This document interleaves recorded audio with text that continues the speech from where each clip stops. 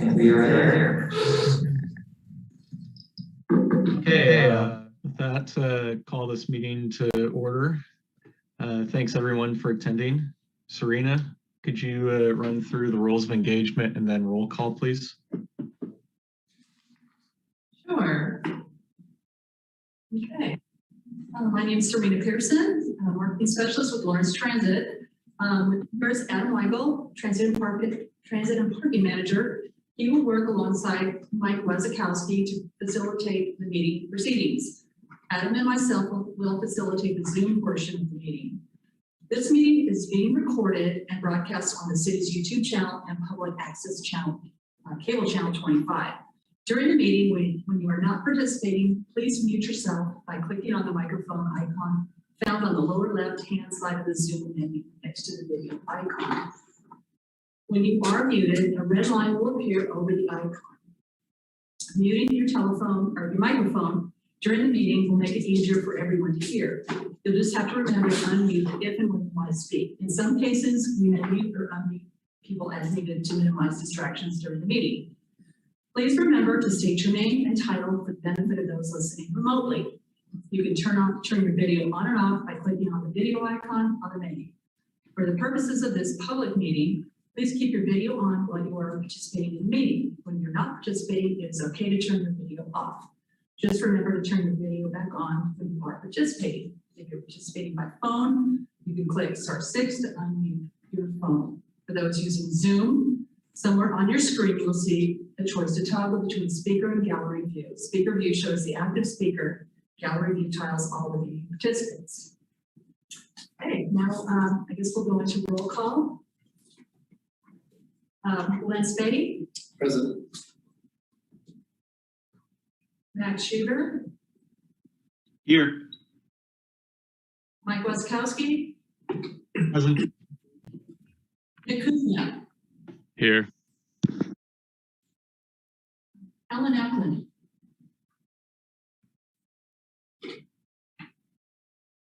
Gregory Critchlow. Bill Wilson. Present. August Rudisell. Here. Freddie Gibb. Here.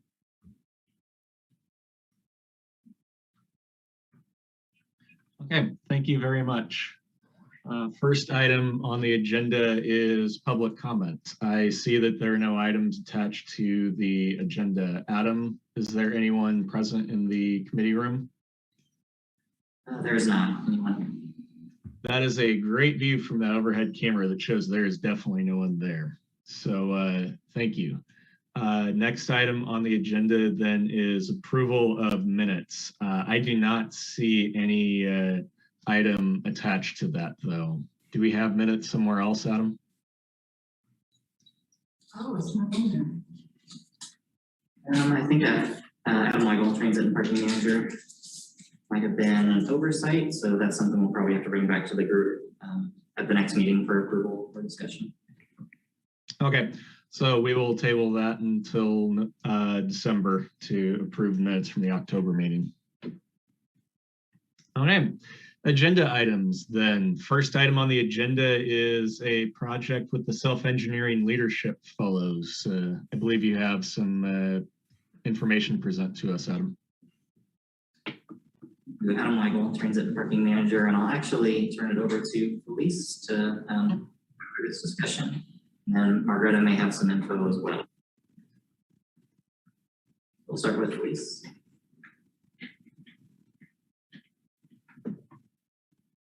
Hi, Felice Laverne, Transit Planner 2. Should I share my screen, Adam? Yeah, I think that's work.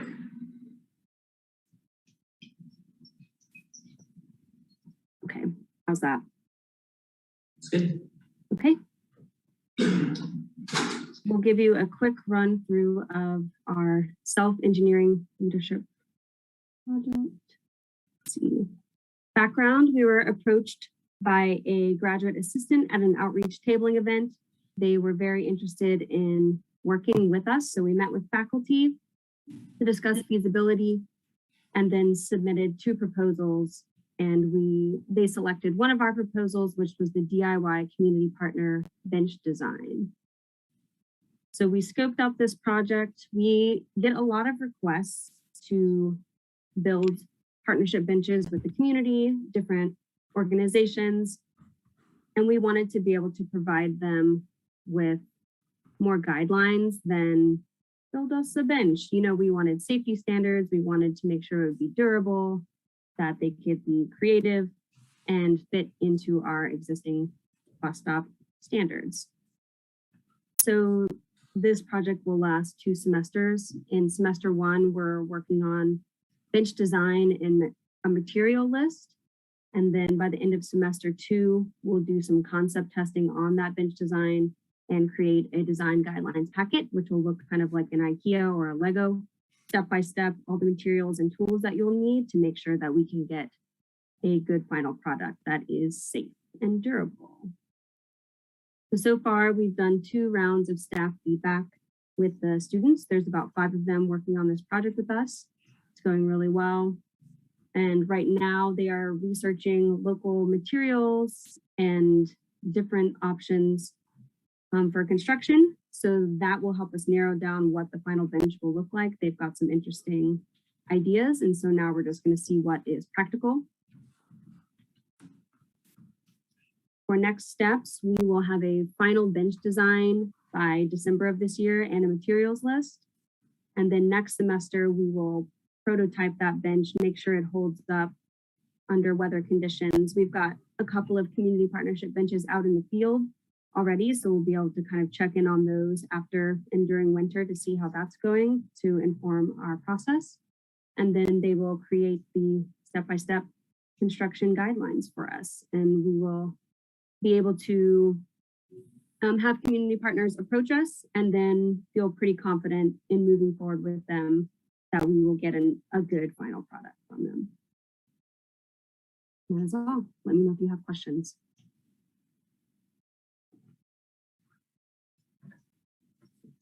I'd like to open up to committee members first. Do any of the committee members here have questions?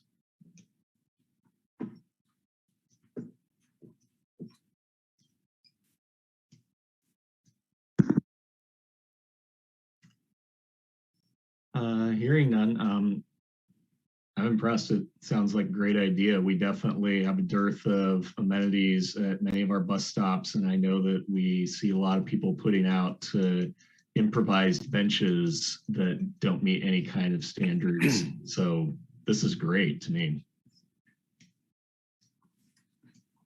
So Adam Weigel, Transit and Parking Manager. Yeah, I'll just mention this is kind of this is a group and a project that kind of came to us. It's not necessarily something we anticipated, but you know, our first contact with a student of the SELF program, it was seemed like a good opportunity, another way that the city and KU can kind of work together from different angles. So it's pretty exciting as police has been working with that team to figure out what they can do. And it's a group that I think does a lot of projects and could potentially be partners in the future if we find other kind of matches for things students are interested in and that we're doing. And I didn't give Margareta much of a heads up, but I don't know if Margareta, you wanted to mention the other, the same program has a different set of SELF students who was actually interested in helping with another piece of our operations. Yeah, I'd be happy to chat about it. I did not make a pretty PowerPoint. Margareta, this is August Rudestone. I'm so sorry. I didn't want to transition to another subject. I just wanted to ask the scope of the benches or when I looked at the material, I didn't see how many they were anticipating working on, or was that in the slideshow? Police Laverne, Transit Planner 2. They're just going to create one bench prototype with us that may or may not be installed depending on how much we prototype test it. So it'll just be the creation of one bench. Thank you so much. I'm so sorry, Margareta. Perfectly okay. So when they asked us for if we were interested in proposing projects, I am spearheading with them the idea of exploring a better online map for our system on our website. I had discovered something called Open Trip Planner, which is some open source software that has some programming requirements that we don't have staff capabilities to handle. And so a team of 6 other engineering students are going to explore and troubleshoot whether or not we can implement something that's much more user-friendly for the map, interactive online map. Good examples of agencies that are using and helping develop Open Trip Planner are TriMet in Portland and MARTA in Atlanta. And so it has good online documentation since it's open source. It's a free software for us to use, and they're going to explore how it works together with WordPress and see if we can implement it with our changes to routes by next summer.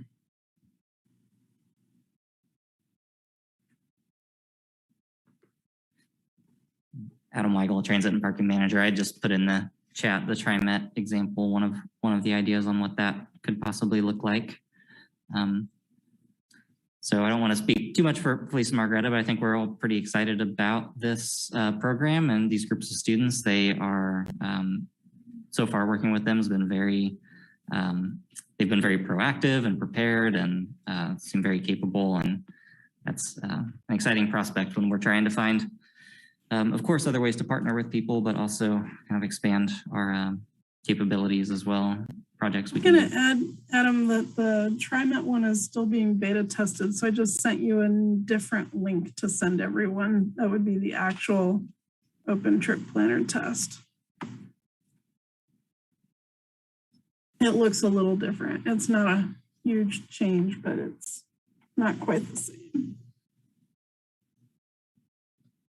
I think it's pretty exciting. It's fun to have students working on a project and facilitate their learning in a way that benefits everyone. And I think they're excited about having a project that also will be very visible to the public for a long time to come.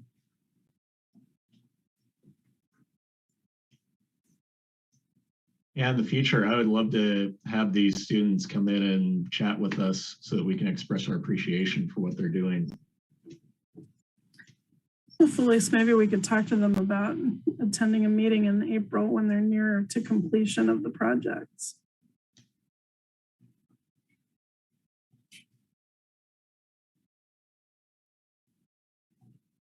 Thank you. Do any PTAC members have other comments, questions about these things? Seeing nothing. Okay. Thank you very much for that information. Really happy to see that the students are willing to help improve our transit system. Agenda item number 2 is buses and bus facilities federal grant application. Looks like Adam, you and your team have some information to present to us on this. Yes, Adam Weigel, Transit and Parking Manager. And I guess before we get into that, I just see a person named Mark who joined. If you remember the public, I guess let's just make sure and pause Mike with each agenda item in case Mark wants to provide comment. So absolutely. Before I move on, Mark, did you have anything related to agenda item number 1? So far I did not, no. Okay. Thank you for checking in, I appreciate it. All right, so Adam Weigel, Transit and Parking Manager, buses and bus facilities. So there is another federal grant opportunity, competitive federal grant opportunity ahead of us that we have been preparing some materials for. The buses and bus facilities program is technically the umbrella program that the low or no emissions program would sit under. So bus and bus facilities is typically a lot more money, is a lot broader in the type of projects they are looking for. So they're looking for anything from buses to technology to facilities and improvements to things like bus stop improvements. It's a very wide range of projects that agencies can submit proposals for. And in our case, we see it as the next opportunity for us to continue our vehicle replacement program with electric vehicles. It's another opportunity to explore some different technology while we're still early in this process and make sure that we are have a good pulse and empirical evidence on different bus manufacturers so that we can really know what works best for our community and kind of see it on our streets. So in this case, we're working to prepare an application for 2 electric buses. We are looking at the Proterra ZX5 model, which is the highest battery capacity bus on the market right now.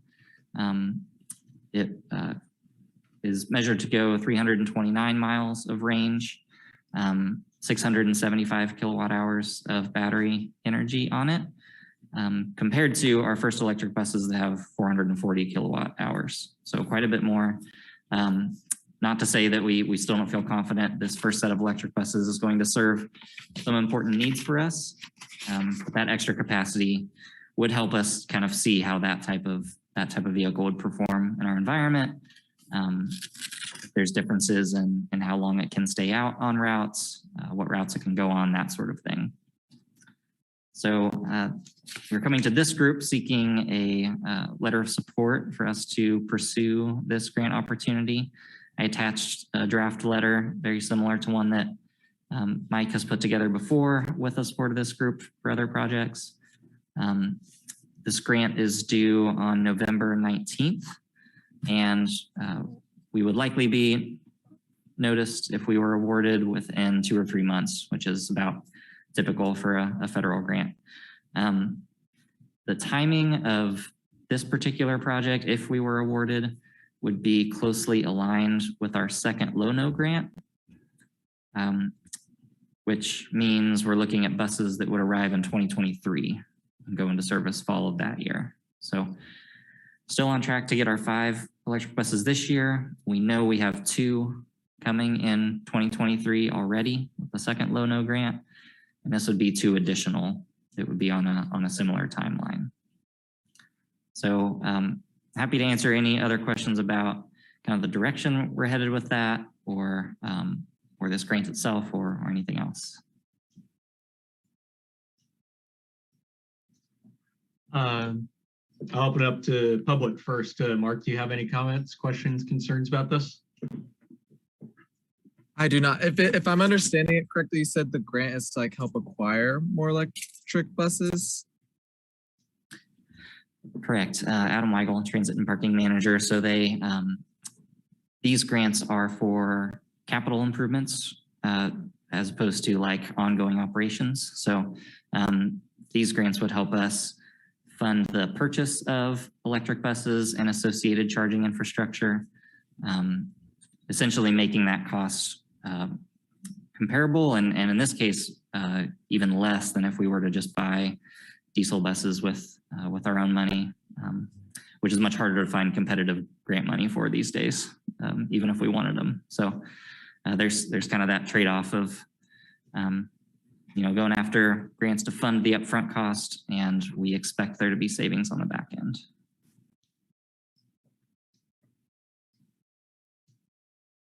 Awesome. Thank you so much for that answer. Yeah. Okay, do my fellow PTAC members have any comments, questions, or concerns they'd like to bring up?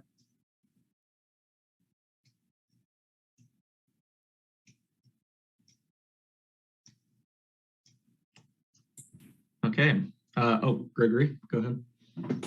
Just one question. So does that grant include the infrastructure manipulations to accommodate the electric vehicle? So it's a good question. Adam Weigel, Transit and Parking Manager. The infrastructure has to be included with the project, right? I mean, we have to get charging infrastructure to support those vehicles. The way we've funded that throughout the Low-No grants, and the way we're looking at doing it here as well, is by 100% funding everything related to charging infrastructure using local funds. And that is primarily because the infrastructure itself will be installed out at the joint maintenance facility It's a property that's owned and operated by KU, and that we partner on and have our contracted service provider out there. But there are some concerns about federalizing any piece of that property by having a federal money stake in it. So the way we usually structure these grants, the ones we've done before and the one we're doing now, is we essentially consider that local money, in this particular case, almost separate from the grant actually that we are seeking. In prior low-no grants, it's been considered kind of part of the local match dollars. In this particular case, because of some nuanced differences in how procurement works, we are not including anything charging infrastructure related in the grant request, only asking for the buses themselves. And those we're seeking 85% funding from FTA, and we would fund 15% local match. At the end of the day, the way that all shakes out is it looks like it'll cost us around $675,000 of local money for buses and infrastructure for 2 vehicles. So that's a better price than if you were to upfront buy 2 diesel buses. Would probably cost you around 800 grand or more for this size of vehicle. This is August Russo. Is that city, the 685, is that already allocated or gone through the commission? Adam Weigel, Transit and Parking Manager. No, so that money would actually not be spent until 2023. So if awarded the funds, when we get the vehicles, that's when that money's actually spent. So that's part of the purpose of this process, and asking, for your support, but also tomorrow night's city commission meeting, the 16th city commission meeting, will get their support to pursue the grant, knowing that there would be a local commitment if we were awarded. So it'll show up there. It would also show up in the 2023 budget that commissioners will start seeing in the next 5 months or so.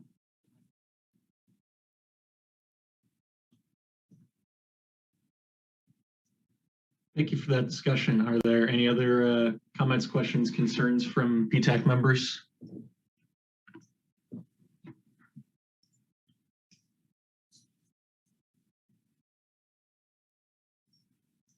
Okay, thank you, everyone. I do have a couple questions, Adam. One is, this is bringing in 9 buses in the span of 2 years effectively into our fleet. What is that going to mean in terms of retiring buses that are already in the fleet from service? Yes, that's a great question. Yeah, so Adam Weigel, Transit and Parking Manager.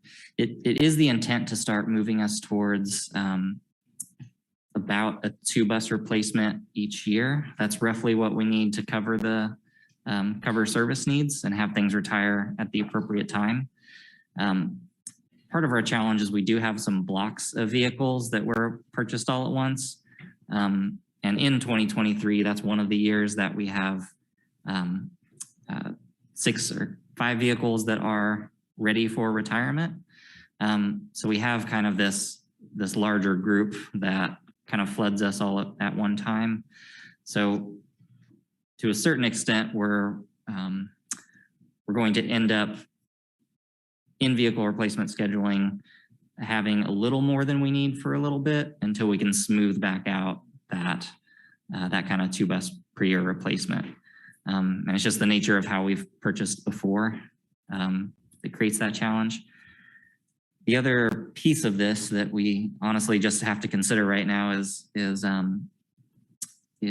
being kind of in the pilot stage of deployment of electric and not fully understanding if we'll have buses that will be able to stay out 10 or 11 hours all day on a route. We may need a little more spare ratio than we do now in order to make sure we always have charge buses available to cover the service needs.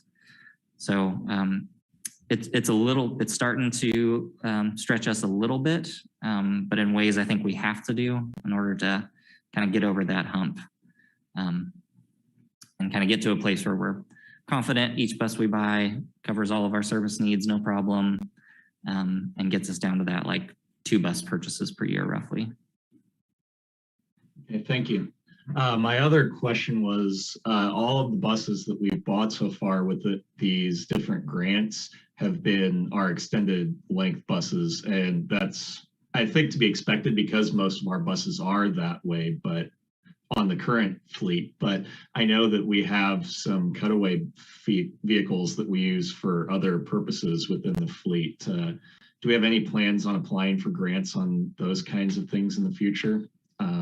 I guess actually before that question would be, when are those kinds of cutaway vehicles expected to be retired from the fleet? That's another great question. Adam Weigel, Transit and Parking Manager. So we retire cutaways each year as well. So we've got work to do on that side. And typically we've been purchasing gasoline vehicles off the state contract for that. The first thing I would say is that the biggest bang for our buck as far as emissions reductions is in our larger vehicles. We've got a lot more to gain from a sustainability perspective by replacing a 4 miles per gallon diesel 40-foot bus than a cutaway that doesn't get great gas mileage, but it's gasoline, not diesel, and it usually gets better gas mileage than that. So that's one piece of that puzzle. Another piece is that there's not nearly as much deployment of cutaway or like Ford Transit van size electric vehicles out in the market yet. There are some, but not nearly as much. So we've been a little hesitant to start with those because of those couple of reasons. We see we've got bigger needs and not quite the empirical evidence we would like to see yet.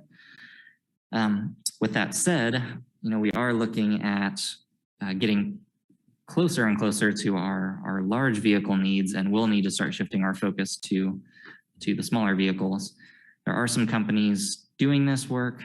I think we see future Low-No grants as a good opportunity to start piloting in that area. Low-No is a little, it is more preferable for us when we're stepping into new partners and new markets like that, because identification of partners is the method of federally compliant procurement. When we decide our partners at that stage and are awarded by FTA, they say that that is approved as federally compliant procurement. In this particular grant, if awarded funds, technically we still need to go procure. We cannot name a partner and have that be the end of the story.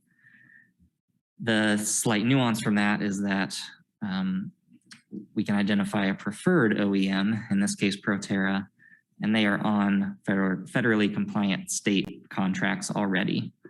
So if awarded the funds, our method of procurement is to turn around and say, okay, our method of procurement is to use this Georgia state contract that's got these vehicles already federally procured. And that's a way we can essentially choose the partner we want to work with. There's not those opportunities with the smaller vehicles yet. There's not a lot of established relationships with those, and not a lot of agencies have them on, cooperative contracts that anyone can tack on to. So it's one of those things, that's a very long answer, but it's one of those things that's on our minds. We haven't seen it as the top priority, but we do definitely see it as this other avenue that we need to explore, we need to figure out and pilot, because we know that's a good percentage of our fleet as well. Thank you for all that information, Adam. You're absolutely right. If I'm prioritizing certain things, big buses definitely are the top ticket and cutaways are decidedly second. Not that there's a problem. I definitely love the idea of getting the entire fleet electrified eventually. That's going to take a while, of course. But if we're going to do something first, I'd prefer it to be the large buses as well. So thank you for that information. That's all of my questions, unless there is any other comment, question, concern from PTAC members. I would definitely entertain a motion for the chair, myself, to draft a letter in support of this grant. And Mike, Adam Weigel, Transit and Parking Manager. Before we move into that, I just saw I think chat is set up just directly to me, so I'll be reading chat as they come in. Okay. But Mark asked about if would diesel buses be the ones that are phased out for those 2 electric buses? And the answer to that is yes. That's the way we've done our prior 2 grants, and that's the plan for this as well. The buses that these would replace would be diesel vehicles. Thanks for reading that out. I did not see that message come through because it did go directly to you. Does anyone want to make a motion at this time? Nick Kuzmiak, PTAC member. I would motion that we as a committee support the grant application process and direct the chair to pen the letter of support. Did I catch everything? Yes, thank you, Nick. Is there a second to this motion? Lance. Go ahead, Lance. Yeah, Lance Fay, Vice Chair, I'll second. Thank you, Nick and Lance. So the motion is on the floor. Unless there are any final comments, questions, concerns, Serena, we can take a vote now. Okay. Lance Fay, Yes. Max Schieber. Yes. Okay. Mike Wazakowski, Yes. Nick Kuzmiak, Yes. Alan Eklund's not here, I don't believe. Gregory Critchlow, Yes. Bill Wilson, Yes. August Rudisell, Yes. and Freddie Gibb. Yes. That's 8-0. Okay. So motion passes. I'll get a letter drafted to you, Adam, sometime late this week, early next week. And did you say something about having to go to the commission to talk about getting approval to apply, right?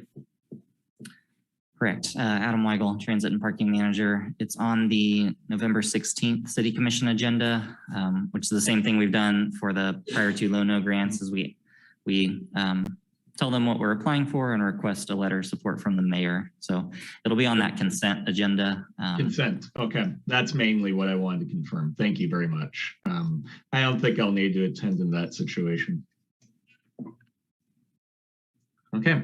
Thank you for that lively discussion, everyone. The next item on the agenda is downtown transit improvement scope update. Adam Weigel, Transit and Parking Manager.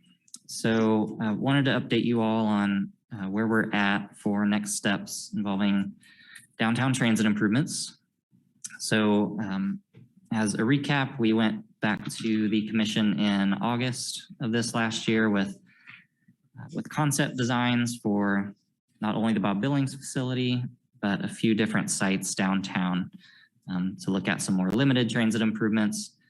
We anticipate, even with route redesign and a new focus on that Bob Billings facility, that we'll still need transfer space for about 5 vehicles at a time. In August, there was a lot of discussion about challenges with the few sites that we had drawn concepts for, and not nearly enough community support at that time for that to move forward. So admittedly, it's been a little challenging for our design consultant to go full speed ahead on continuing with design work for the Bob Billings site, while at the same time, trying to look at what the next scope of work is for downtown. So it has taken a little time to put together what that looks like.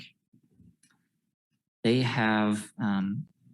had some success in prior communities, particularly Ypsilanti, Michigan, in a downtown facility where there was lots of similar concerns to ours that we heard here with parking and other issues. And the plan that's formulated is going before the City Commission tomorrow night on the consent agenda for our next scope of work with Wendell. And really to get to a community supported site downtown that we can move into concepts, move forward with the concept on, we're really looking at, in general, 3 pieces of that work. It was pretty clear to us that the process we went through this last go around was not one that resulted in a lot of shared understanding of what the challenges actually are, what problems we're actually trying to solve, and what criteria we were using to select a site, technical criteria as well as less technical criteria. So this first scope of work is focused on those pieces. It refrains from us jumping into like identifying a few more sites and drawing up new engineering drawings.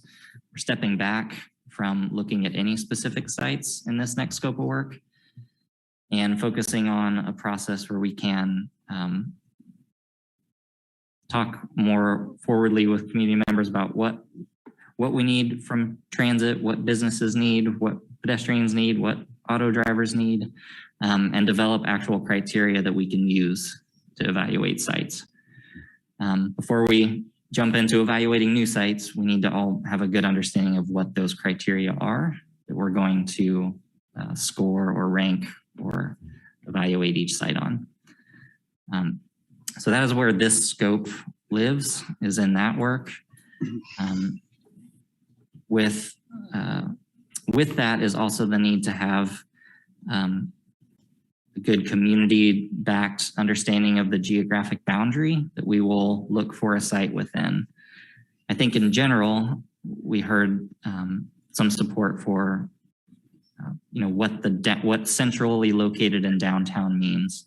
But even still, I think sites were being brought up that were outside of that, looking at sites over on Kentucky and other streets that weren't necessarily in what we considered downtown core. So that's another piece of work that we would like to get broad support for, is like, what's the firm line that whatever we do is going to be within this line, so that we're not just kind of chasing, what's the latest idea for where the transit facility should be. I think one of the discussion points brought up at that meeting was the general idea that people may not want it near them. So if, we're going to be near somebody. So we need to figure out what our actual criteria are and where our firm boundaries are. So that's the gist of the scope that I attached to this meeting invite, and that's on the City Commission tomorrow, is aiming to accomplish those goals. Once we, make progress through that, the next phase of work would be identification of all candidate sites with the community so that we can evaluate those sites against the criteria we all agreed to. I think that's another piece that we don't want to do alone or as a small group of staff, or even with the type of input we tried to do the last time. I think we want more robust and thorough eyes on the geographic boundary we agree to, so that, again, so we don't get to the end of the process and an additional site is brought up. I think we're trying to really wrap our arms around what the options are so we can narrow that down. So as I mentioned, the first scope of work, it's all about criteria, boundary. Do we agree what problems we're trying to solve? Second piece would be, okay, what's any site, good or bad, that we can think of so that we can start scoring it against those criteria. Third piece would be getting some direction from the community and the commission on a few sites to actually draw concepts for, to make a selection out of that group. So it is certainly a slowed down process. It's one that I believe does a better job of following the International Association of Public Participation guidelines and process. I think it gets us away from positional arguments people taking positions about parking, about access for different transportation user groups. It gets us away from that and focuses more on kind of the values that we'll hold first, and then we'll build from there, so that we don't get ourselves entrenched in different user groups too early. So IAP2, that public participation process, is one that a number of city staff are going through, and it's a big focus of the strategic plan and kind of the way we're going to try to do business moving forward. And I think in particular with this project, I think our goal is not to do something that a large group of people are against or don't have an understanding even of how we built ourselves to get there. And even with engagement work that's been done, I don't know that that's been done in a way where it's kind of followed the right process or brought the right people along to reach that type of understanding in the end. So that's the direction we're headed, and happy to answer any questions, concerns about that. That's what we have. Open first to members of the public. Mark, do you have any comments, questions, concerns? Yeah, I have a couple comments and questions. So I guess one question I have right away, and I messaged it to you, Adam, but like, generally speaking, like, how long do you think this timeline is going to be to approve whatever site we end up choosing? Like how long are we looking at for all three of these scopes? Like, is this going to continue into like spring of 2022? Is this something we hope to wrap up by then? Like, I guess, how long do you think this is going to take? That is a good question. Adam Weigel, Transit and Parking Manager. The non-committal side of me would say it takes the right amount of time for the process to happen. If I'm being more honest, though, I think it probably sets us a year behind where we were. So I think the type of engagement I just described in this first phase is really important, and I don't think we're going to try to squeeze that into the holiday season. I think we'll be unsuccessful if we do that. So I think this piece of work happens in the early spring. You're probably talking between 2 or 3 months for this type of process. I think site identification and evaluation is maybe around the same time frame. I would say 2 or 3 months for that work.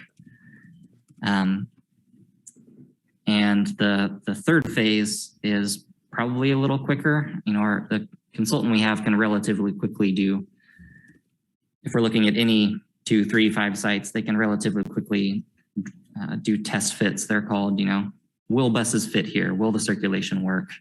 And that's kind of what we get to when we would go before commission again.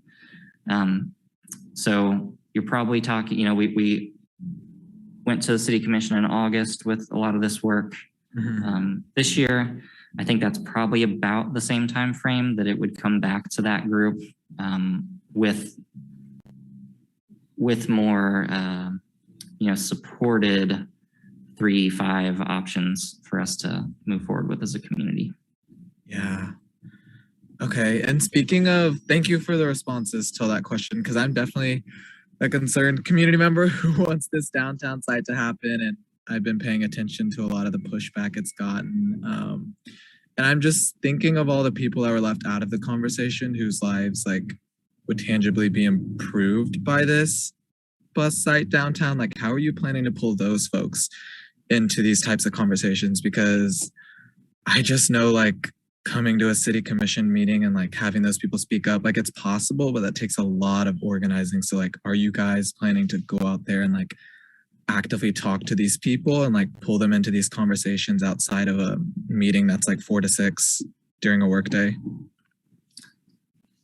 Yeah, more good questions. Adam Weigel, Transit and Parking Manager. I think that's the basis of the better process we want to take. It's not only about engaging the folks who didn't agree with the process last time. It's also, like you mentioned, people who are where it's not going to be feasible to get certain people to come to a city commission meeting or this meeting. It won't happen. So we'll have to meet people where they're at in a number of ways and find good methods to not only collect that information but record it and kind of like package it in a way that's easily shareable back out so that people can understand what those conversations were like.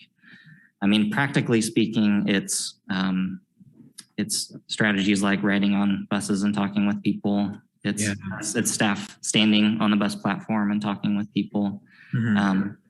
It's meeting people in the groups they already exist in. So going out to the community shelter, to faith communities, to areas where people already gather and talking with people in those settings. So that's not an exhaustive list, but those are some of the things we're thinking about as how to reach the right groups of people to make sure we hear these different perspectives. Yeah. All right, that's awesome. I'm glad to hear.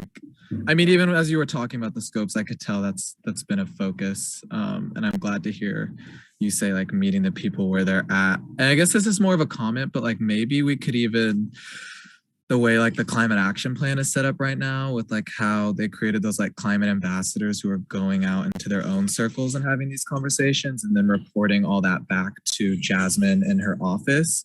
Maybe that's something similar. I don't know what it would look like, but maybe something along the same lines where people have these conversations about the transit facility downtown in their own circles. Because I'm with Sunrise Movement, but I feel like a lot of the conversations I've had where I've heard people talk about oh my God, we have a bus hub being proposed downtown. I need that. I also work at the Lawrence Public Library and I do a lot of resource referral with patrons there. Obviously, I'd say 90% of them depend on the bus to get around and access all these resources in town. And they talk about how much it's needed, but they don't have the time or even the access, Wi-Fi laptop to sit in on a meeting like this and tell you all that this is something they need that would noticeably improve their lives. And so maybe that's something we could even possibly do is I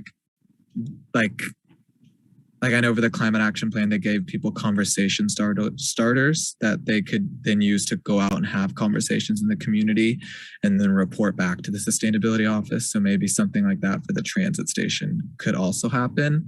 I'm just thinking of tapping into those networks of support. So I don't know, just a lot of groups who, I'm even thinking of the Lawrence Fridge group, they talk with a lot of houseless folks who would definitely need this bus up, but they know how to get in contact with those folks more than we do at Sunrise or more than we do at the Lawrence Library, maybe than some of us even do here at this committee meeting. So I don't know, it'd be cool to see something like that happen where you give people the tools to go have these conversations and then report back to you all.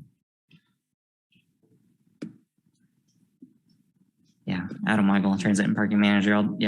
Thank you for that. Tons of great ideas and definitely have my brain spinning. I know we're watching Jasmine and her group and how this goes for them because what they're doing is very different than what we've done before. So we definitely want to learn from that process. But then, you mentioned a number of other things that we'll need to think about how we can enact those or reach groups of people in unique ways. Lance Fay, Vice Chair, PTAC. Thanks, Mark, for your interest and concerns for this. I'm trying to understand. So what we're asking City Commission for tomorrow night is the approval of the approach we're taking on this. Is it an appropriate summation? Yeah, so Lance, stepping in, the attachment is a supplement to the engineering service agreement. So correct me if I'm wrong, Adam, we're going to ask the City Commission to sign this agreement to investigate what location or what criteria to evaluate stuff with, and then what locations would work. So Adam Weigel, Transit and Parking Manager. This is, yes, a supplement to the agreement. So ultimately what we're asking them is for the approval to spend $131,000 funds to take this next step in this process. So it's an approval of funds. At the same time, I guess it would be a reflection of if that's the direction they do or don't want to see us go, we'll hear about that and get course corrected if needed. But that's the request in front of them, is to approve those funds for us to move forward with this piece of the project. All right. Lance Fay, Vice Chair. Okay, I'm going to kind of speak my observations of this, and this goes back for 20 years now. I've watched every time that we try to do something downtown, the same basic core group of people come out against it, and they flood City Commission with their complaints against it. And it is a fairly similar group each time. Again, I've watched this for 20 years, and we're asking for more money to reevaluate and reconsider it. And I understand and I approve that. I really do. But I have the same concern that we're going to do this, and that same group of people is going to come back to the City Commission meeting with the same complaints. This is the same group that has never, they just don't want public transit downtown. And they're going to fight it. And so that's going to happen. And some of our city commissioners are aware of this. And as we go ask them for more money for this, they're going to kind of look back over their observations of the last few years and say, we want to throw more money at this. I get it. I get their side of it too. And so I'm curious to how we're going to approach this, that they're going to, one, approve it tomorrow. And then two, how are we going to reach out and get enough support that this same group of people that always comes back and opposes anything we try to do downtown, I'm not quite putting everything together as to how we're going to overcome, I guess, convince City Commission that this is worthwhile to continue. I would like to be more optimistic about this. And so as I hear, as much as I love everything that's going on, I've watched this for 20 years and we keep getting the same result. So enlighten me here. How is this going to be different? How are we going to reach out to everyone better this time? I would like a little more encouragement on this. This is Mike Wazakowski. I don't know that I can give you more encouragement, but I'm going to say I like this approach in that we are trying to hit at it from a more principled perspective than simply positions of here are the different locations that we're looking at. Now let's apply an ad hoc analysis onto those locations and figure out which of these look good, which of these look bad. We're completely flipping the process around at this point by looking at how are we going to evaluate these locations before we even figure out which locations are viable, because all we're doing is necking in, here's this region where we say we are going to draw this transit facility at somewhere in here, but nobody will know what that specific location is until after we've already agreed upon this criteria. I sympathize with the fact that there will probably still be positional opposition to this, and that eventually we will have to come out with locations. Eventually we will have to say this one is our preference and this is the one that we want the City Commission to vote on.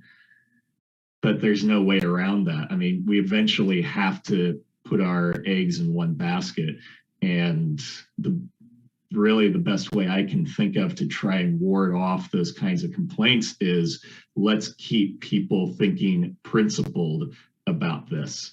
And that if your principle really is no location in downtown is acceptable, then I'm not sure that we really need to pay attention to them, because most of us, I would say, and a pretty sizable chunk of the public agree that we need a location down there. And just blanket opposition is not going to convince anyone on that. Adam, did you have anything you wanted to chime in? Adam Weigel, Transit and Parking Manager. The only thing I was going to add, and I can understand these comments and views is our concern was we're unsure of the strategy of just selecting new sites. And like you said, Mike, evaluate, like applying technical principles to those. Can buses fit? Can we do the turning movements? Because it feels a little bit like whack-a-mole with selecting sites in that way. I think the intent was to pull ourselves back to a level where we have all the discussions that we need to leading up to site selection. And I'm not sure, I know this has been studied and discussed for a long time. I'm not sure we've done it in a thorough, regimented way through that to get to the point where we're selecting sites, particularly in the downtown area. Downtown's been a part of the discussion, prior when we were also looking out at different sites throughout town in general. But it's clear to me that we don't have that base that really leads up to a certain set of sites. I don't think our goal is to convince everyone. I mean, this isn't like an argumentative exercise. it's an identification of like an agreement to the problem we're trying to solve, an agreement to values and criteria we will use to approach that problem. And at that point, the viewpoint that transit wouldn't belong anywhere within the boundary would be outside of that. That would not be something we can address if we've all agreed to it lives within this boundary, it fits this criteria. This is what we're moving towards. Lance Fay, Vice Chair PTAC. I do appreciate the approach and I support it. I'm trying to put myself in the position of the city commissioners, and particularly the ones that maybe were not as supportive of the proposals made previously, or maybe are not as in touch with the public transit needs as some of the others. And if part of what we're asking for tomorrow involves allocating funding, if I were that city commissioner, I'd have to think very carefully, and it would take some convincing. Again, I'm stepping outside of my own brain here. I'm trying to think in terms of somebody that maybe is not focused on this as much as we are, but still has, an impact on what goes forward. And so I'm kind of, I guess I'm a little concerned about this being approved. What happens if it's not? What happens if they say, no, we're not giving you more money for this? Then what? So I guess that's where I'm at. Forgive me for being the pessimist here, but I'm just trying to think realistically from the point of, the city commission.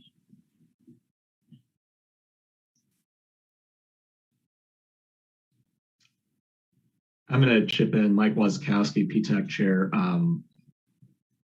I don't think there'd be any way for us to redo routes going into next year without using some sort of downtown location. We would, if we don't have it, which we're planning on not having one at August 2022, then we're going to continue with the temporary location that is not so temporary anymore next to the library and next to the AT&T building. That's the trade-off that they're going to make if they don't spend this money. And, if that's what they want to do, I can't tell them they shouldn't or should not spend the money in that kind of manner, but that's what they're going to be telling businesses and Lawrence Public Library, other public services, that it's not getting rid of downtown service. It is, we are keeping what we have right now in its subpar state that everyone agrees is subpar. And we're going to continue having that kind of as a black stain on our system a little bit.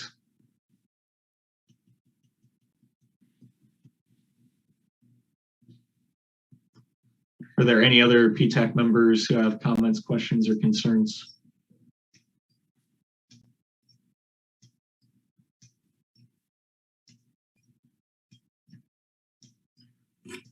Okay, Adam, the only other question I have is, I know that we had earmarked a certain sum of money to be used for both the Bob Billings location and the downtown improvements.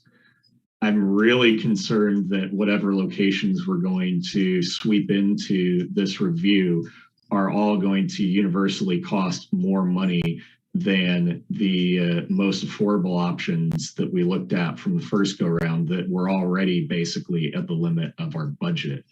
So what's our flexibility there? Adam Weigel, Transit and Parking Manager. So we do have some transit reserve funding, funding that has been building over time with tax funding coming in. The longer this gets pushed out or studied, or additional scopes of work, of course the total project budget increases. It'll have an impact on, we'll have to be forward thinking about when some of this money is going to be spent and adjusting the CIP along the way for that to happen. So as an example, as we go into the 2023 budget, which will start here in a couple of months, the development of that, if we're aiming to have downtown transit improvements in 2023, we'll need to be planning for what that looks like. And we may need to be just thoughtful with that budget so that we have enough as this advances. But you're right that the total project budget cost will certainly increase with additional study. Okay. Thank you. PTAC members, anybody else? I know we've kind of talked this issue quite a ways, but this is definitely a big topic that's really important. So I want to make sure. Does anybody else have any comments, questions, concerns before we step away from this agenda item? I do have another question. So I just want to make sure I'm understanding it correctly. Is the downtown site, is it going to happen? Is it happening regardless? We just don't know the location. At the end, we know we want to build a downtown transit facility, or is even that still up in the air? We don't know if it's actually going to happen. I would guess that it's still technically up in the air, that right now the only approval that the city commission has given is to flesh out the design for the facility at Bob Billings and Crestline. So technically right now, the only true viable option that we have before approval of this scope to do more investigation is we use the Bob Billings and Crestline location, and we use the street next to the Lawrence Public Library and the AT&T building between 7th and 8th on Vermont. Okay, thank you for that response. Any other comments, questions, concerns? This is August Rudison. I've been trying to state my comments for my part of the agenda, but really it ties into this is that the downtown transfer location is such a crucial point of the entire transit system. There's just, and I hope the city commission really understands that without even with the Vermont library stop, even if it stays to that, and while we design it, it's still, like you said, Mike, it's never going to go away because everything depends on that downtown transfer hub. And I just hope that the city, to Lance's point, I hope the commission understands how crucial it is that we continue studying it so that we are able to include and develop or propose and develop a downtown site that works for the whole system.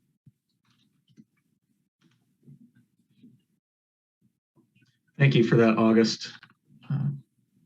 Anybody else, please? Anybody have comments, questions, concerns?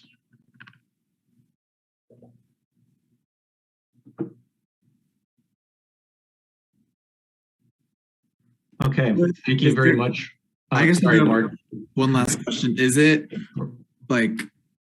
is there gonna be a chance for community members like to speak up in support of the way you guys are wanting to approach this? Like, or is it just really something that the city commission gets? Well, that's a good question. Adam, is it on the consent agenda, this item tomorrow? Adam Weigel, Transit and Parking Manager.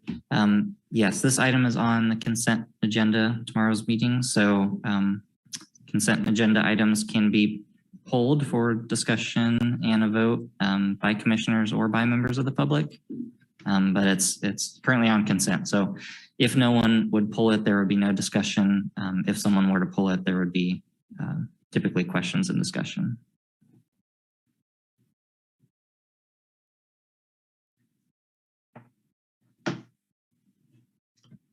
Thank you, Mark. Once again, any other comments, questions, or concerns?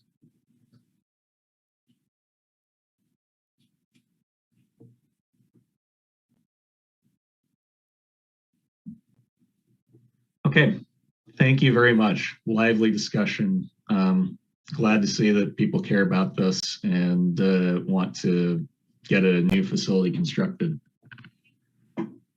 Agenda item number 4 is an update on the route redesign project. I guess we can roll in also item E2 with this, with updates from August and Freddie if they have those after the transit staff presentation. So Adam, you have something to present to us? Yes, so Adam Weigel, Transit and Parking Manager. And I think I was thinking about the best way to talk through this item. You know, we're about halfway through the survey period for the 2 route redesign scenarios that are out for public comment right now. There's a route redesign survey on Lawrence Listens. There's a number of in-person events that staff has been going to in that effort to meet people where they're at. We do have an open house at the library this Thursday. And we've got a couple of Haskell focused events that we're targeting for the week after this week. So there's still some things to do in the outreach.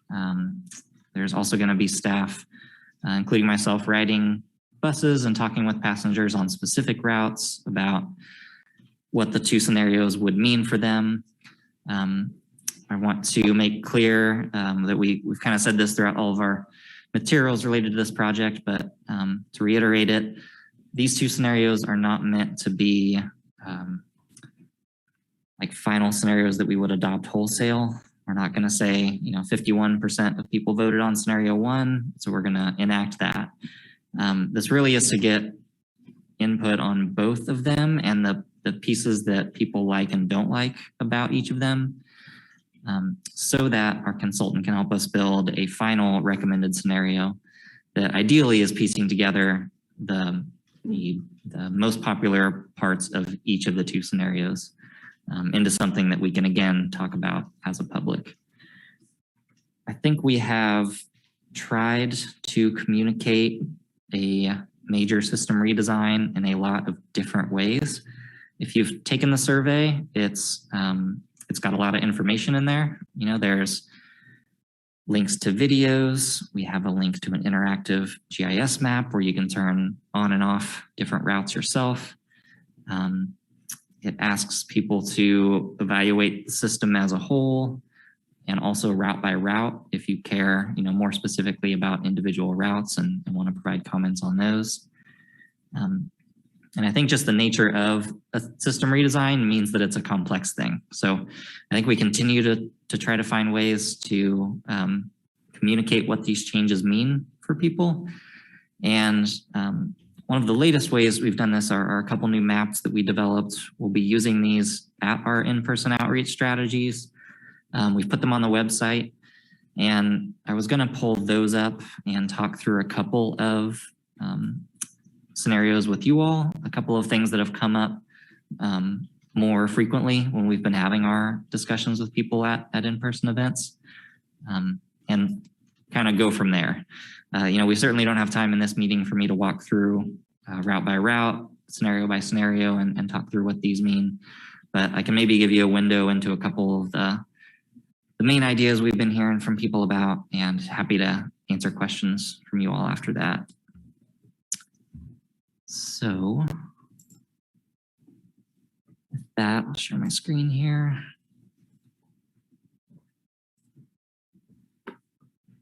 Okay, so on our main website, we have a route redesign project page. One of these banners takes you right to it, but we also have a route redesign page under the Learn tab.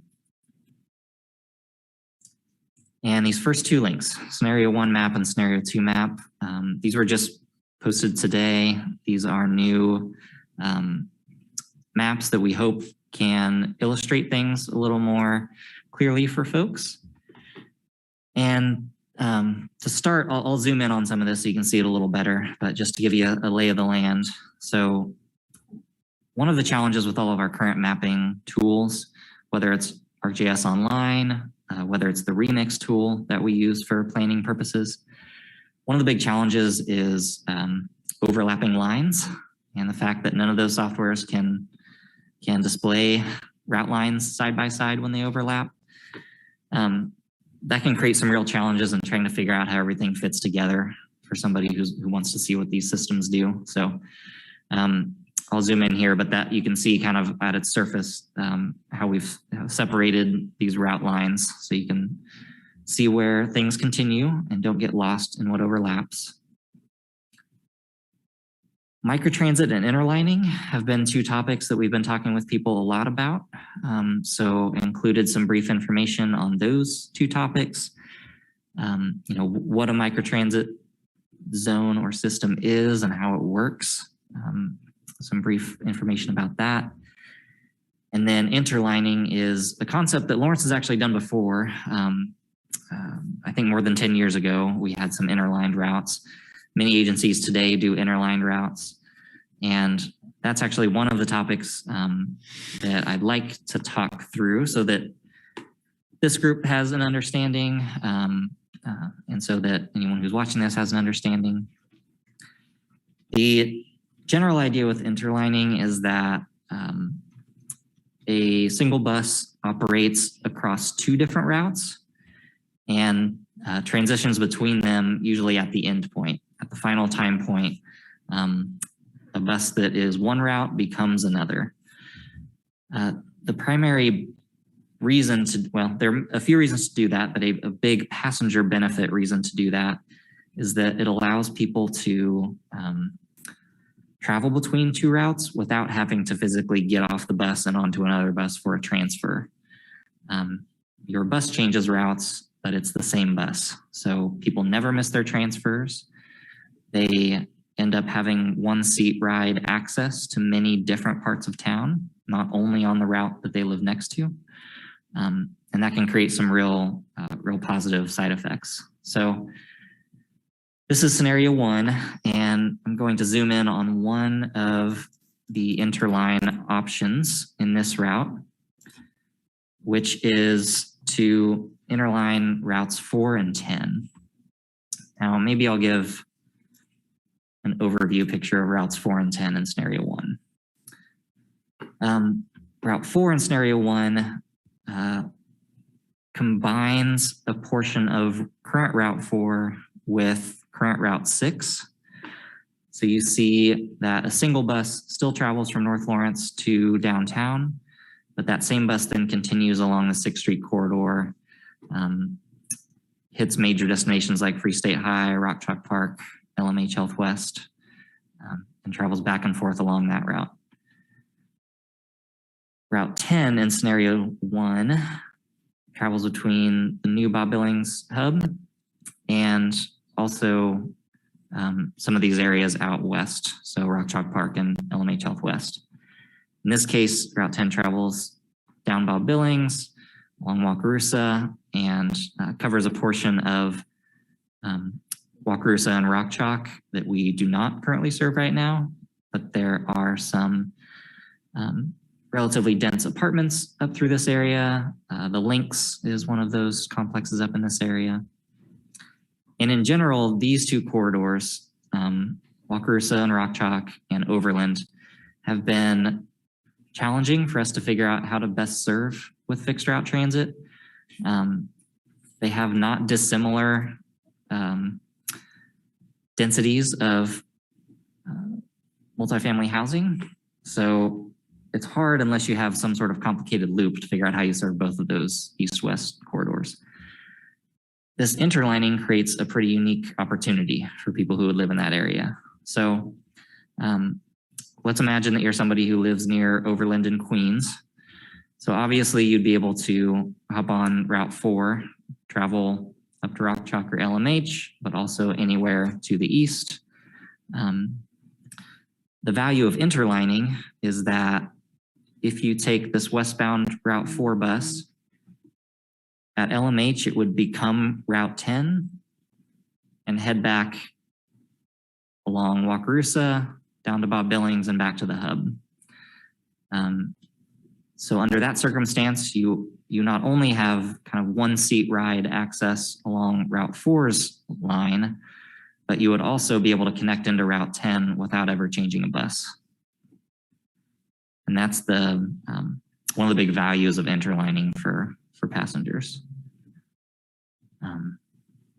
So I might pause there and just see if there's interlining questions. You know, this happens in a few different places across the two scenarios. And I think is a really, it's a really valuable thing that we need to talk with people about, because it, you know, upon first glance, perhaps it's frustrating to someone that they, you know, Route 10 seems far away and you'd have to walk to it in order to travel down Wakarusa or to the hub. You know, after explanation, you understand that it's a one seat ride away. It's quite convenient. I'll pause there and see if there's any thoughts or questions. Nick Kuzmiak, PTAC. So I think I followed most of that, but would Route 4, after arriving at LMH West, would there be some buses that would turn back and go the reverse path on Route 4, or would all of the buses go from Route 4 to Route 10? Like, how does it work if you want to go the reverse direction on Route 4, for example? Right. So there are buses going in both directions. So it operates the way I described. It also operates the opposite, where a Route 10 arrives to LMH and it leaves as Route 4. So you've got bidirectional service on both corridors. If you live somewhere along one of these routes, you will take Route 4 to and from home. You will take Route 10 to and from home. That all looks the same as it does to data riders. It's just that you also have this kind of ride-through option to travel along a different corridor as well without getting off the bus. Okay. Nick Kuzmiak, PTAC. So I guess the other part that I'm not quite clear on is then, what's the functional difference between there being a route that is simply 4 and 10 put together and buses are going back and forth from the termini of each route, almost like, you know, a double length route, basically? It's a good question. So Adam Weigel, Transit and Parking Manager. So the big benefit is never having to worry about missing a transfer, right? So you're not trying to get off Route 4 and get onto Route 10 and hoping that one of those buses isn't behind, running down on schedule. You will never miss that transfer. So that's a big benefit to passengers. Operationally, it allows bus operators to have a little more variety in their days. There are instances that this particular scenario is maybe not the best example of this, but if you interline two short routes together, you can schedule your layover time at the end of that entire cycle, as opposed to each of those routes separately having 5 or 10 minutes of downtime for a bus operator, which you may not need or want. If you've got a route that's only 20 minutes, let's say, you might not want, it's not very efficient for a bus to be operating for 20 minutes, layover for 10, 20 minutes, layover for 10.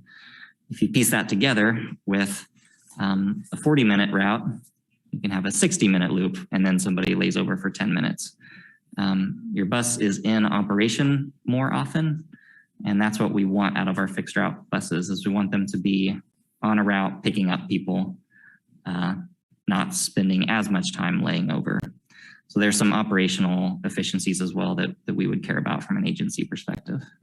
So I think all that stuff I understand. I guess what I don't understand is why 4 and 10 don't become a single route, because then you would get the same efficiencies as you would by interlining them. At least that's what it seems based on the explanation so far. Yeah. Is it more of like a legacy naming convention? Like people are used to 4 and 10? May I address that a little bit? Give me one chance to respond, and then I'll let you jump in, Margareta. So the reason you would want to keep them as separate routes, because you're correct, they would function as a single route from the back end.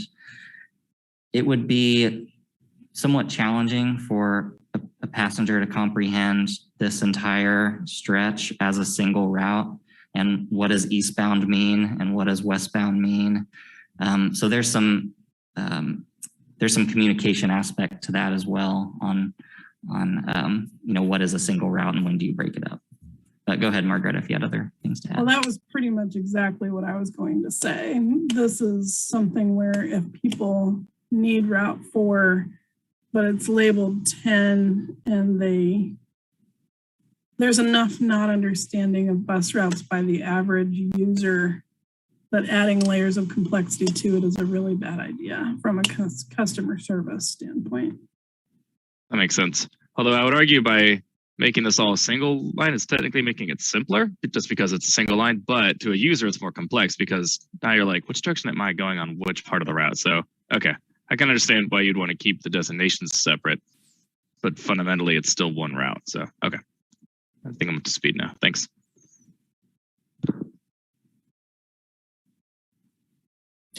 Well, as a Vice Chair PTAC, as a lifelong bus rider, I get it. I understand it.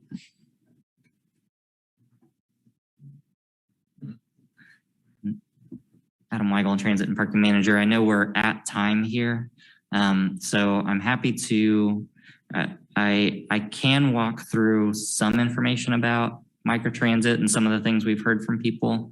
A lot of that, there's been a ton of good discussion on our recorded meetings that we have had that are available to the public. We still have a couple to post from last week. So I'm kind of open, and Mike, you can lead us in that if we'd like to discuss more or move along. I'm open to remain since this is a fruitful topic, but I am also mindful that others may need to leave. I believe that we've done everything that we need to in terms of official decisions. So if we drop below quorum, I don't think it's a harm in terms of actionable motions. Okay. So Adam Weigel, Transit and Parking Manager. I'll just make some comments about microtransit and some of our discussions with folks. We are having good discussions with people about what it could actually mean for them. Given that it's a new service type, there's a lot of questions, and we certainly have spent time talking with people about it and the types of things that would make it more attractive or less attractive. I'll mention a couple of things related to the differences between scenario 1 and 2. So scenario 1, you'll see 4 large color blocks that are all separate microtransit zones. I'll mention this in the second one also, but in general, microtransit is best when it's operating on relatively short trips. The longer trip across town with someone in the car, the less likely it is that we can, in an efficient way, create shared trip opportunities along the way for other people that are requesting microtransit. So it just lowers its efficiency. It lowers the number of people per hour that we can transport in those vehicles. We generally, we're looking at microtransit as a way to connect people who maybe live in areas that are just difficult to serve with fixed route. For longer crosstown trips, we really want people connecting into the fixed route system. That's the most efficient way for us to get people on these major corridors. But microtransit has this flexible element that allows us to provide a little more access. So in this first scenario, it's envisioned that people would travel within these color blocked zones on a microtransit service. Or if they needed to travel cross town, they would be connecting in with a fixed route. typically at one of the major transfer points. You can see the Bob Billings Hub is at this confluence of 3 of the microtransit zones, and that's on purpose. That's to create a seamless way that someone could connect to a crosstown route that they need.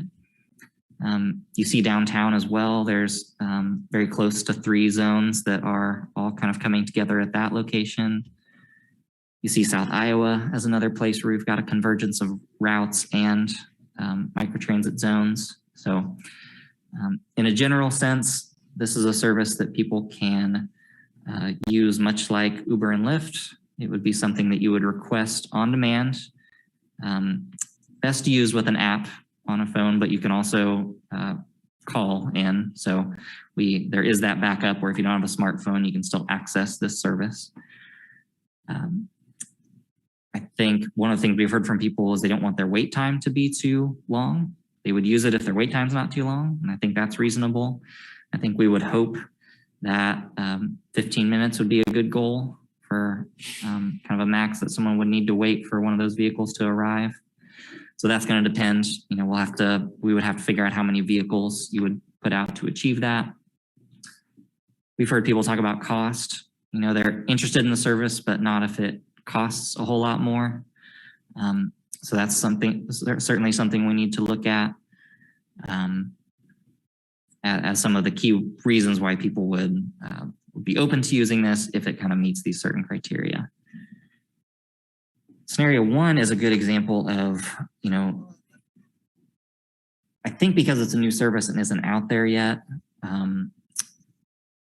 while we don't want, you know, we want to sell it appropriately as far as what it'll actually be, but I think there can be an initial reaction that it's a less quality service than fixed route. So if my community has lost a fixed route service and microtransit is my only option, I think there's some people viewing that as not as good. And I can understand that. Fixed route is something people know. You know, they know what to expect out of that, not sure what to expect out of microtransit. So that's a discussion that's come up a lot. In scenario 1, one of the fixed route areas that currently exists but does not in scenario 1 is in this kind of north central part of the city. We've got a lot of industry up here with a lot of shift workers, and with you know, with the right number of vehicles, I think there is a scenario where microtransit does work really well and work better for people in this area. But there's a lot of details to be worked out, right? So I think that's a conversation we're having with people is, you know, Route 3 used to serve me directly. I know what that service means to me. And I'm not sure what this orange square means to me. So that's, you know, clarity on exactly how this microtransit service looks, I think will come in our final recommended scenario when we're piecing together these different components. I think there will be more specificity on how it will look and how we expect the service to perform. But we're trying to tease out those concerns from people so we know what to build. You know, if your expectations are here, you know, how can we meet that? And those are some of the talks we're having. Can I ask a quick question? Yes. I know you have labeled that microtransit would use transit vehicles. Can you clarify what class of vehicles we have that would be used for microtransit?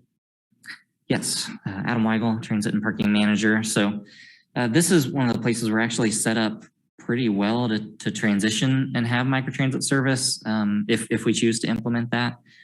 We would use cutaways as the service vehicle, or in the future, I think we could procure like the Ford Transit vans. A lot of times you see those kind of tall roofed vans that other agencies use for microtransit. Those have some of the similar needs that a cutaway does. They still have like a lift for wheelchair access. They obviously have fewer seats, but are a little more flexible on getting on smaller streets and that sort of thing. So it would be cutaways or smaller is essentially the type of response I would give to that. Thank you.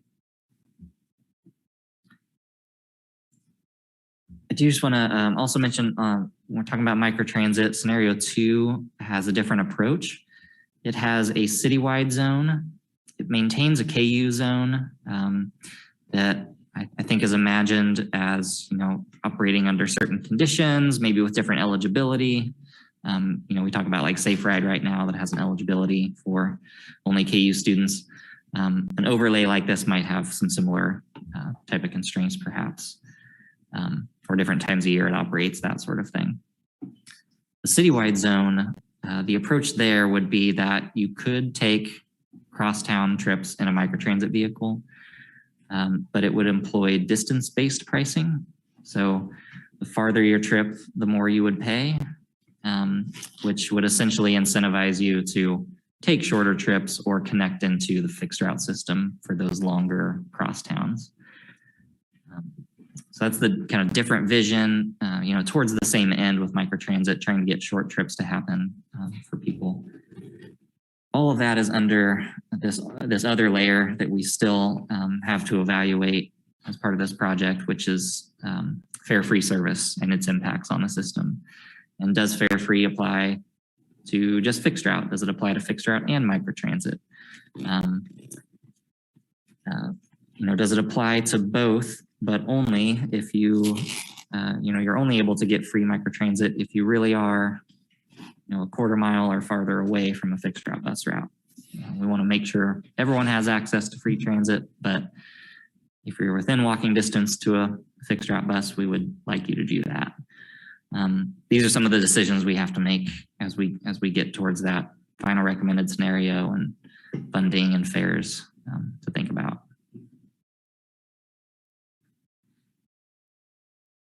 So I will probably leave it at that. Like I said, these maps are on the web. We're going to work to have them at some of our upcoming events. We'll get some promotion out so that people know that they're there.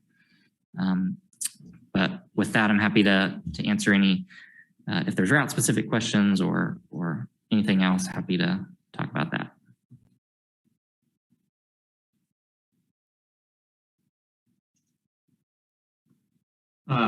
Does anyone have any questions, PTAC members? I don't see any members of the public anymore.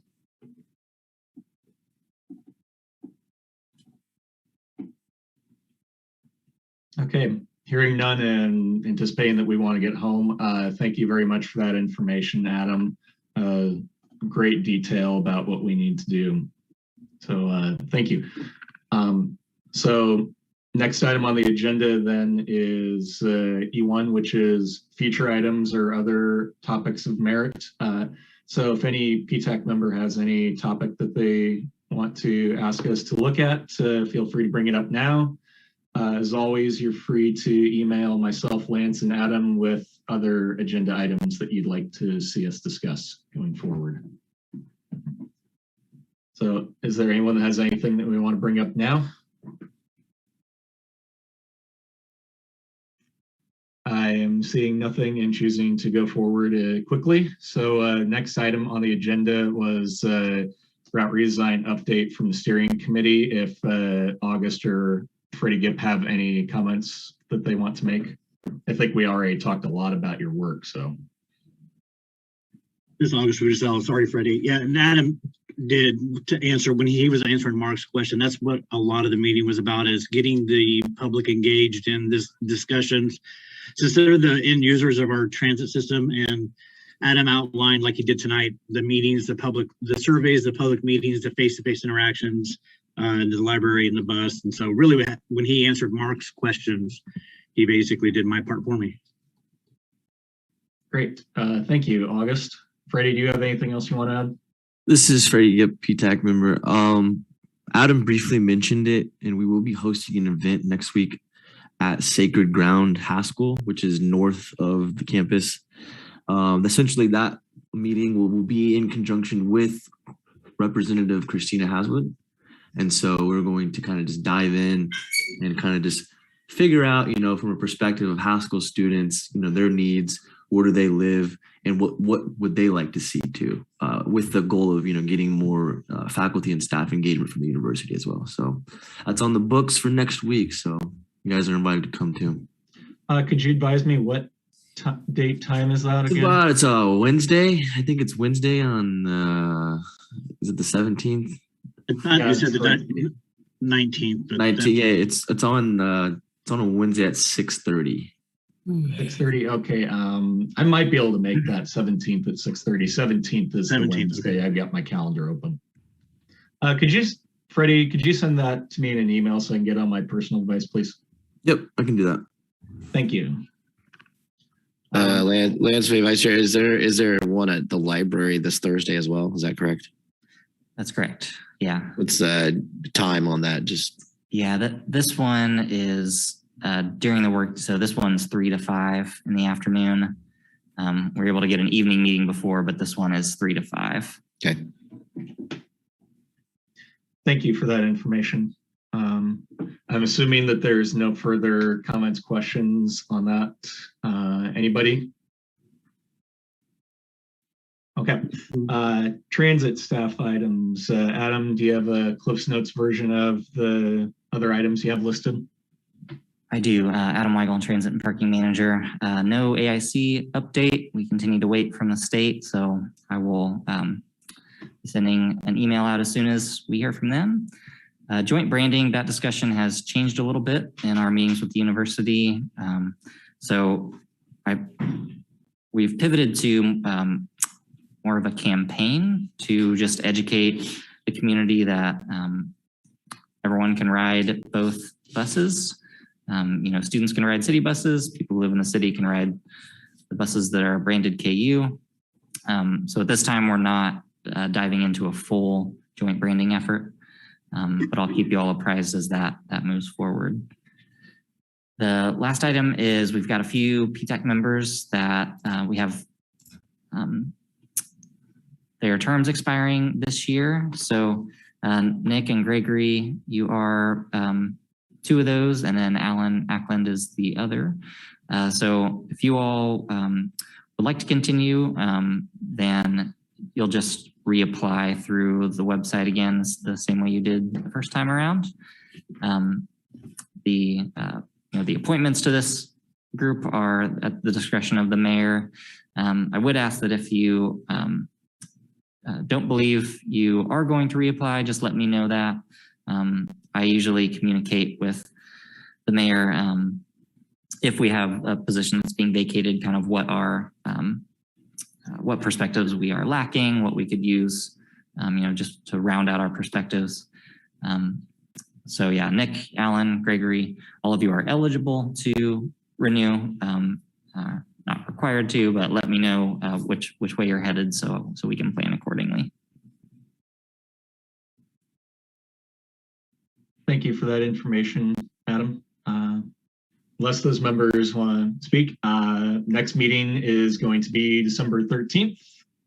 Hope you'll all be able to be there. Thank you very much for the lively discussion today about some really important topics. And thank you, those of you who stuck it out to the end of this meeting. With that, we'll adjourn and hope you have a great night. Thanks, Mike. Thanks, Mike. Thank you. Thank you.